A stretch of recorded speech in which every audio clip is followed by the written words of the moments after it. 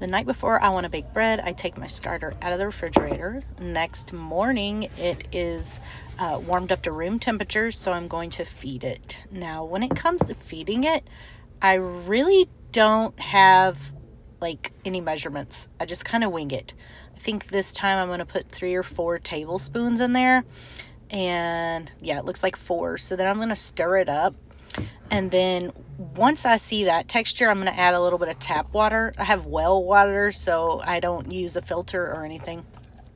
So I'm going to keep stirring that until it gets to be a little bit thicker than a pancake batter. Again, I just go by look. I'm not really sure on the measurements for this, but I try to scrape everything around the edges. And it is pretty crusty up there. And I make sure to save all of that stuff in case I get low on my starter and I need to build it back up. So here I'm tapping it just to kind of get it level so that I can take that rubber band and put it near the bottom of it so that it's like, it shows you where your starter is before it starts to rise.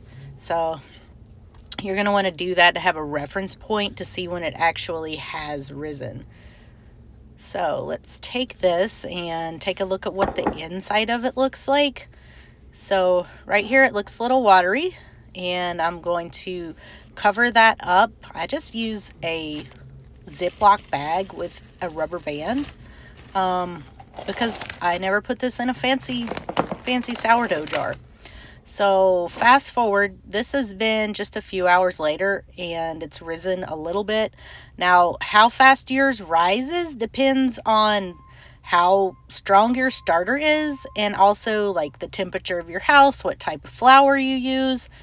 This is about ready to use. Here you can see it has a dome on the top and some holes that are fluffing up. So I'm going to go ahead and make my dough. Now for my dough, I just use regular all-purpose flour. What I had in the house was a big bag from Sam's. I'm not too picky on what I use. So for my recipe, I'm going to use about 500 grams of the flour. You're going to want a food scale to do this. And then I'm going to use close to 250 grams of water. You're going to see I went over that a little bit, but I'm not too picky about it. So again, I just use the water out of my faucet. I'm going to use the paddle attachment on my stand mixer to just get that mixed together until it's just all incorporated. And you can see this is the texture I have, and then I'm going to stop and grab my starter. Now, when it comes to adding the starter, I use, well, I think this time, like I don't measure it. So I just take it, I zero out my scale, right? And then whatever I take out, I pop it back on the scale and see how much I have used.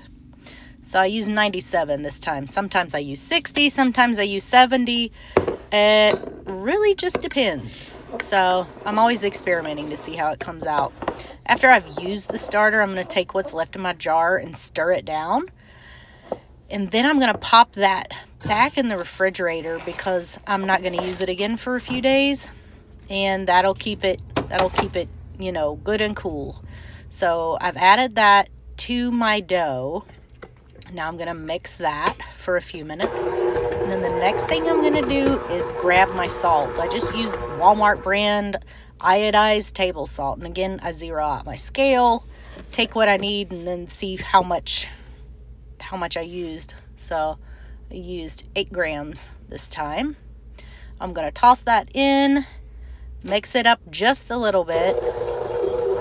And then once that's incorporated, I'm going to go ahead and grab my dough hook. And I'm going to pop that on the stand mixer. And then I set a timer for like 8 minutes to let it mix. Now, I probably should be using the stretch and fold method at this time, but the bread that I like comes out just fine, so I just let my dough hook mix it. Now, here's what it looks like whenever I'm ready to get it out and make it into a ball. It's easy to handle, it's not sticky, and it's still pretty. Here you're going to see that I'm putting it on the countertop. I'm just going to stretch it out a little bit, form it into a nice ball. And after I get that ball the way I like it, I'm going to make sure that the edges are tucked under really good. Then I'm going to grab my bowl. And a clear bowl is best for this because I like it. You can see the bubbling. But I've just got a plain bowl. I'm going to toss it in there. Here's what it looks like. And you can kind of see the texture there when I poke it. I'm going to cover it with some saran wrap and a rubber band. Then I'm going to take that and just sit it out on the counter, covered up. I'm going to leave it there for a few hours. I really can't tell you a time as to how long it takes for things to happen. But once it's doubled, about like that, I'm going to go ahead and take it out of the bowl. Now, mine was not falling out of the bowl, kind of like they say it's supposed to, but it works for me. So then I'm going to take this sheet.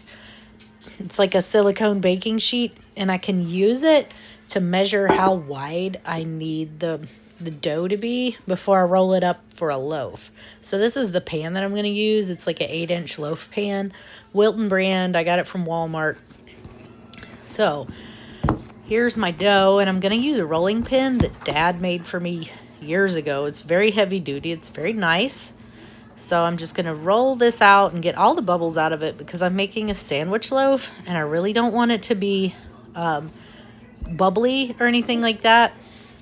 Here you can see another angle. I'm just kind of stretching it out so that it's long and roughly 8 inches wide. We're just going to say roughly. So just keep rolling it out, get all those air bubbles out. Now you're going to see that I'm trying to stretch it even more to get it longer. And here I am stretching some more. I just kind of pick it up and let it stretch itself. If you've ever made like pizza dough for a crust, it should be really easy to handle right now. And I just kind of like to get it as long as I possibly can. You can see I have a hole in it there. That's not going to matter later, but now I'm going to roll it out just a little bit flatter. I've got my measuring mat back down so I can kind of make sure that it's the right width. And here it is. Now I'm going to shape it into a loaf. So before I do that, I will just grease my pan lightly. I just used canola oil spray from Walmart.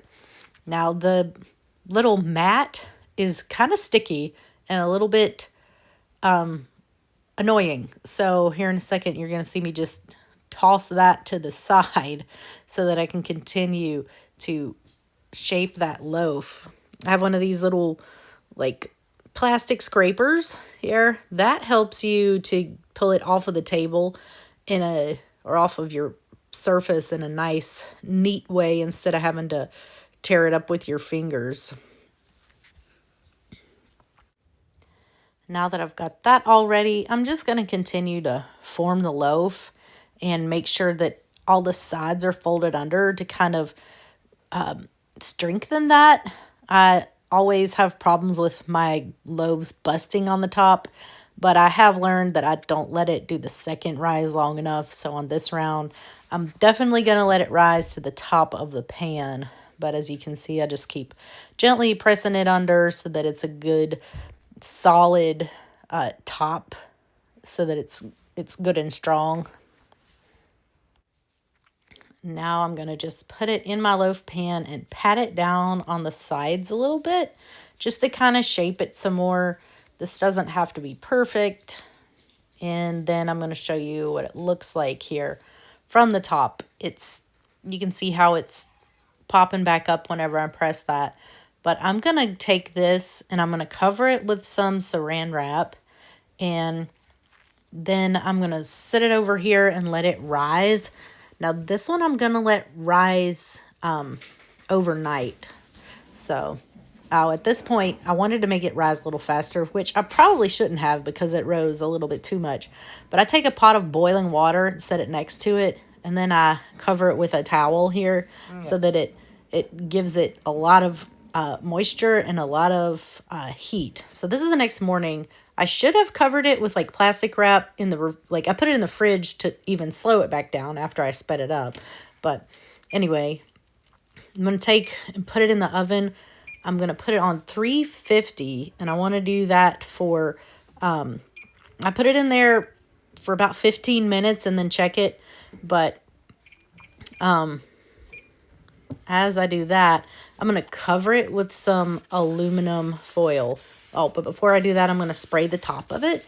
It's supposed to make it rise a little better, but I made like a tent here so that the top wouldn't touch the aluminum foil. I want to make it pretty good and airtight. So it's been in there. Now it's been in for about 30 minutes or so, and the temperature's only in the 160s. And then I checked it again. I think this was about the 40-minute mark, and it was over 200 degrees. I like for my bread to get over 200 so that I know there's no doughy spots in it. Then I immediately take it out of the pan and wrap it up in a towel. So here it is before I cover it up. I like to let it cool all the way before I cut it, because otherwise it'll make the bread kind of like squishy in the middle. But make sure you get it out of your pan before the condensation gets to it and makes it like wet. So here it is. I'm going to let it cool for a few hours and then cut it. I really like to use this bread slicing guide. It makes my slices very uniform. I'm not good at cutting just freehand because everything is crooked. But there you can see the bread as it's cut in half. I'm really looking forward to trying it. Can I have a slice of that bread? Sure.